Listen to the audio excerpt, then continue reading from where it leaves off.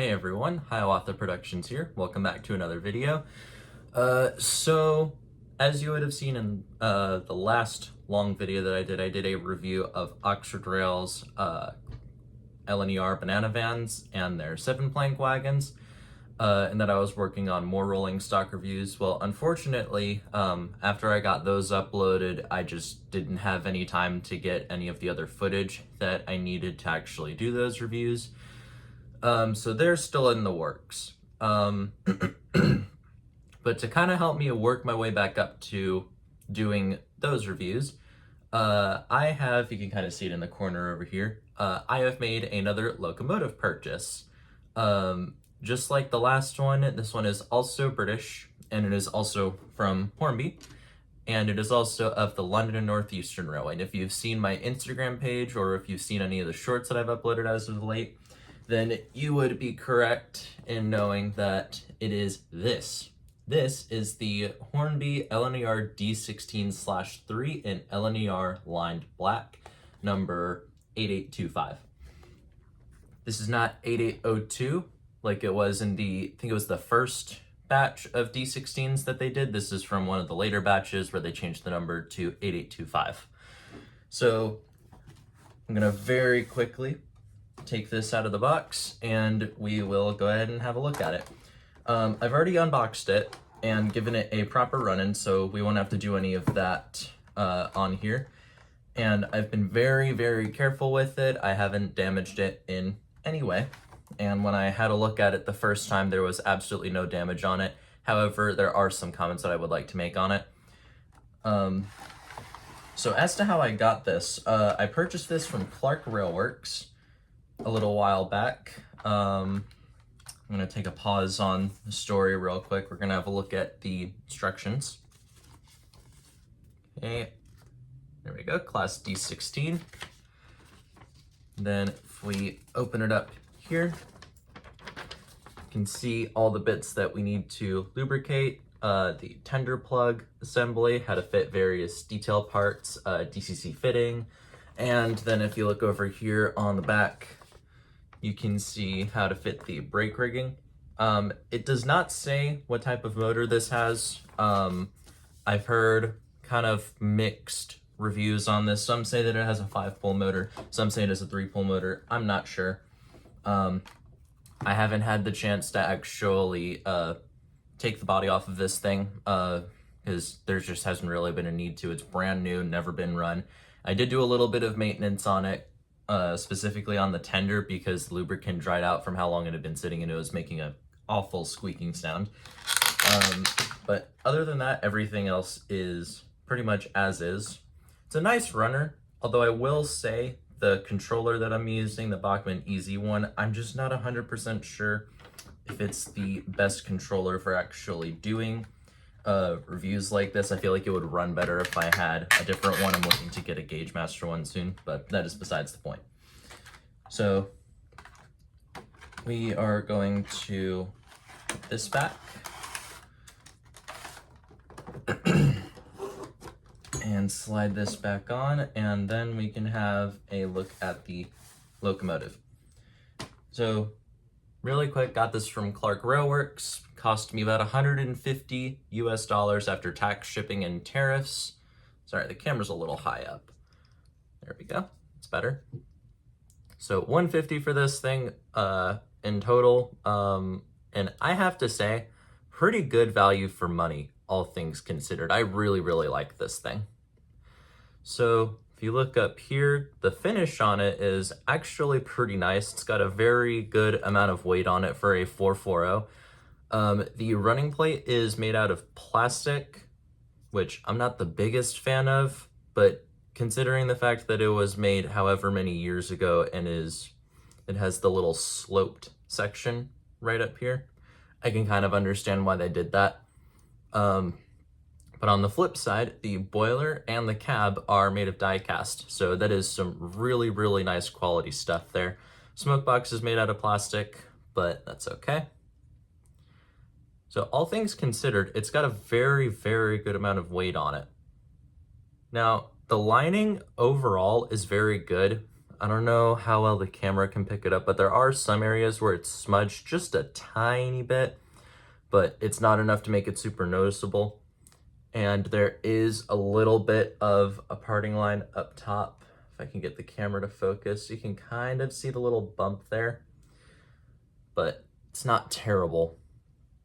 We have the front separately fitted smoke box start, separately fitted lamp irons, sprung metal buffers. And the safety valves up here are also made out of metal, which is really, really good quality. The whistle, I believe it's just plastic, but it is a very, very finely molded part. I think they did an absolutely fantastic job with it. There's no detail in between the frames, unfortunately, like there would be on the B12, but I'm not too worried about that. Got the Westinghouse pump here and the reverser rod, which I believe is just painted plastic. It's a very interesting quality thing that I've noticed with Hornby. With the D16 and the B12, you have metal boilers and no die-cast running plate and then plastic reverser rods. Then you have the B17, which has an all-plastic body construction and a metal reverser rod. So make of that what you will. I just thought it was kind of interesting. The vent up here on the cab roof does not open, it is just static, but overall that's fine. Because of how cold the metal is, my fingers are leaving little moisturizer, like patches of water all over it. So I'm trying to not touch the bodywork and leave my nasty fingerprints all over it. We do have cab detail up there. All of the gauges and stuff have been picked out in white. None of the numbers have been painted, but as far as I'm concerned, it's fine. I mean, the model's like 10 years old, so what are you gonna do? And I'm looking at it now. Some of the controls inside the cab, like the red wheel right there and the regulator, are separately fitted pieces. They're not just part of the molding, they are separately fitted pieces that stand out. That is really, really nice quality right there. All of the pipework and stuff on the model is absolutely pristine. And then we're gonna move on to the tender. Have separately fitted tender brake handle right there. It's either a tender brake handle or it's for the water scoop. Yeah, this one does have a water scoop on the bottom, which is really, really nice attention to detail. The D16s all had this style of tender, at least the D16/3, as far as I know, they all had this style of tender, and it was fitted with a water scoop to help improve their range. So that is very nice attention to detail there. We have separately fitted little posts right up here in the tender. I don't know how well you can see that, but these would have been used for holding the fireman's tools, if I'm not mistaken.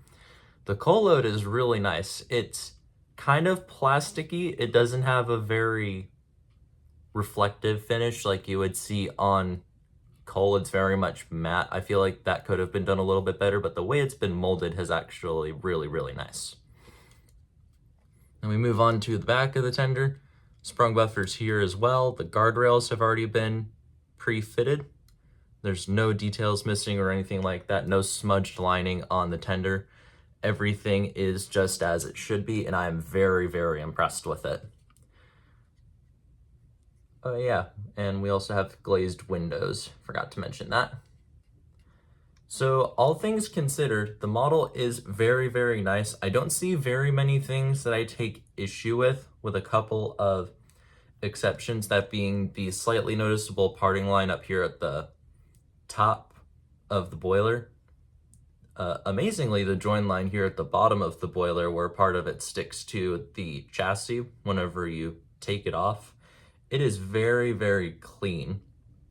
You can see the cut where they would have separated it, obviously, but it's not super out of place, if that makes any sense. So like, you can see the lines where it would be separated, but it's not so far out of place that you could see it from a bird's eye view, if that makes any sense. You really have to get up close to get a good look at that. And the other issue that I take with it, I'm not 100% sure how accurate I am with this, but when holding the model up like this, the running plate looks like it's bowing upwards very, very slightly. It's really hard to tell whether or not that is just my eyes playing tricks on me, or if that is an actual issue that the model has. I'm not 100% sure with that. But yeah, otherwise, I honestly cannot fault this model. It's really, really nice in terms of overall detail. For the amount that I paid for it, I think that's perfectly reasonable if you subtract the tariffs from it. I personally feel that that's also really good value for money, all things considered. So yeah, I don't really have very many bad things to say about it. This is one of Hornby's best models, in my personal opinion. They have a lot of great models. Obviously, the B12 is a great example, well, to a degree. If you're familiar with the motor issues that Hornby had with their BR Black ones a couple years back, I don't know, like 2020, 2021, when a whole bunch of them went on sale, you'll know what I'm talking about. Mine's LNER green, and it's just, I don't know what's wrong with it. I'll get to that some other time. But yeah, now it will be time for us to go ahead and get this thing down onto the track, and I can try and show you the slow speed control. It's not great, and that's kind of where the model falls short because of the mechanism. It's, like I said, I believe it's possibly a 3-pole motor, and it doesn't have a flywheel or anything, so it just stops suddenly. But its power output, it's good. It runs very smoothly when it's up to speed, especially considering the fact that it's running on carpet. But you're just gonna have to wait and see. And we're also gonna change things up a little bit here for this review. Once I get it down on the track and show you the slow speed control and we get the engine running with a train, I will show the running clips of it, and then I will do a little dive into the locomotive history, which is written here on the back of the box. So definitely a little different from the last review, but I hope that you enjoy it. So I will see you guys in just a second when we get this magnificent model here down onto the tracks. I'll be right back. All right, here's the D16 down onto the track. Now, what I'm going to do is I'm going to see if I can get the locomotive to do a nice and slow startup so we can see how well it can crawl and what have you. Giving it a little bit of juice. Oh. So, yeah, not very good when starting up. It very well could be the controller that I'm using, but the mechanism, honestly, in my opinion, definitely could be better. It definitely is better in reverse, but it's cogging quite badly, so it more than likely prefers running at the much higher speeds. Yeah, it would be better if it was running on better track and on a better controller, but even still, I have locomotives that can actually run better than that on this system. It's definitely very smooth at speed, but at the lower speeds, that's definitely where it falls short, unfortunately. So I'm gonna go ahead and back the engine up. Oops. I'm gonna go ahead and back up the engine. Move these up a little bit. Has it coupled? Yes, it has. All right. So we're gonna go ahead and give this engine some power and just let it run on the track for a little bit and get some running shots while I go into the history of this locomotive. So according to the history for the locomotive that Hornby have provided on the back of the box, the Class D16/3s were a derivative of a locomotive reputedly designed by James Holden, the chief mechanical engineer of the Great Eastern Railway. The original locomotive was numbered 1900 after the year it was built and named Claude Hamilton, after the then Lord Claude Hamilton, the chairman of the Great Eastern Railway. A batch of 40 was built between the years of 1900 and 1903 and were classified by the Great Eastern Railway as S46, later to be reclassified as the D14s. Subsequent batches were built between the years of 1904 to 1911, and then finally, the final batch of 10 engines, classified as the Great Eastern Railway H88, later the D16s, were built in 1923 and fitted with 5-foot 1-inch diameter superheated bell pair boilers and were aptly named Super Claudes.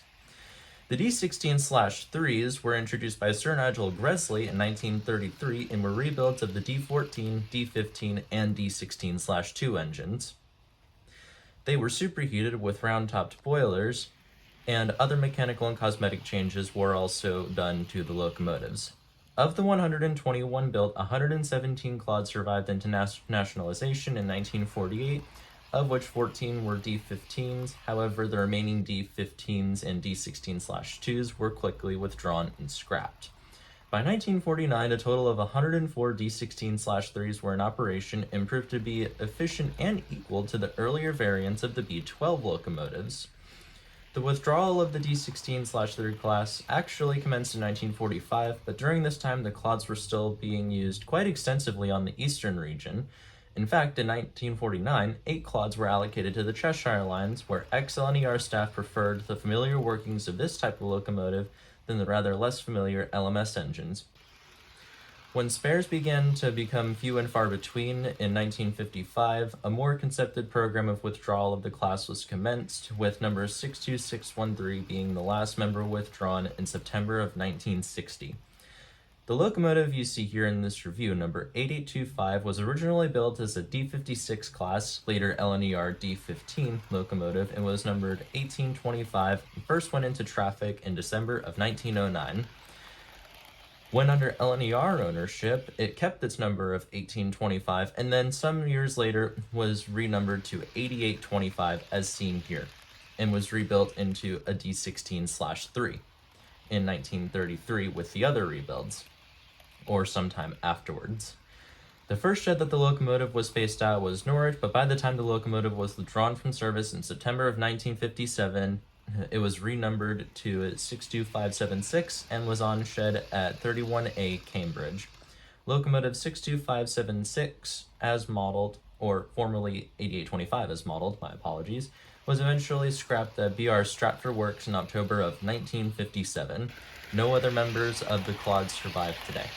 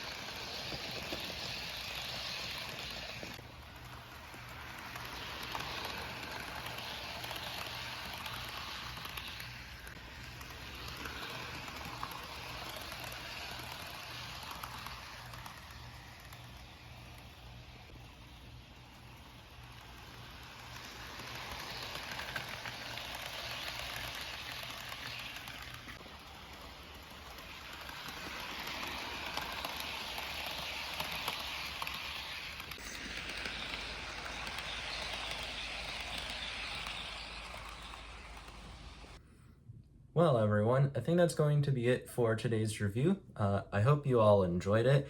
I certainly did. It was really, really nice to get to review this model. I've wanted it for a number of years now, just like many of the other engines in my collection. And I'm very pleased to say that I have now added it to my roster of 00 scale locomotives, especially LNER Steam.